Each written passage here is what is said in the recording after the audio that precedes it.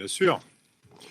Donc, Monsieur le Président, d'après ce que vient de nous dire Monsieur Sévéran, la principale motivation à cette adhésion à l'Agence France locale est de sécuriser l'accès à l'emprunt à un moment où les liquidités n'ont jamais été aussi importantes, à tel point que l'État actuellement emprunte à des taux négatifs. J'ai du mal à comprendre. Mais quand j'ai vu le Parti socialiste voler au secours des Républicains à la dernière commission des finances, je me suis dit qu'il y a un loup. J'ai donc épluché les comptes de cet organisme et son organisation, et j'ai un peu mieux compris.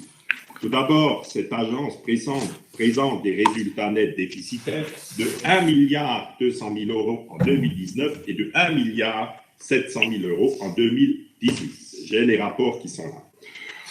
Ensuite, faiblesse significative du contrôle interne et du traitement de l'information comptable et financière, comme l'ont relevé les rapports des commissaires aux comptes. Par contre, ce qui est intéressant, c'est la rémunération des membres du conseil de surveillance, qui bénéficient de très généreux jetons de présence qui s'élèvent à 175 000 euros.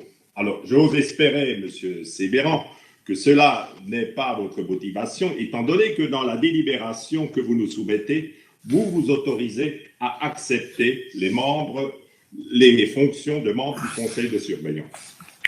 Mais la meilleure solution, puisque vous attendez des propositions du Rassemblement national, vous l'avez dit tout à l'heure et ce matin, serait de laisser tomber cette affaire et de ne pas jouer aux apprentis banquiers avec les résultats que l'on connaît.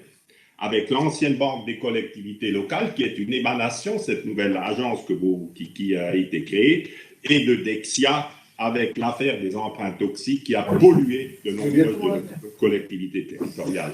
Surtout que le ticket d'entrée est de 17 millions d'euros pour pouvoir emprunter, si j'ai bien compris la lecture des documents que vous nous avez transmis, 45 millions d'euros. Nous marchons sur la tête. À quelques centaines de mètres du bâtiment de l'hôtel de région se trouvent des établissements bancaires alsaciens, dont le Crédit Mutuel, qui présente des exercices bénéficiaires de plusieurs millions d'euros et qui ont des ratios de solvabilité bien supérieurs à cet organisme.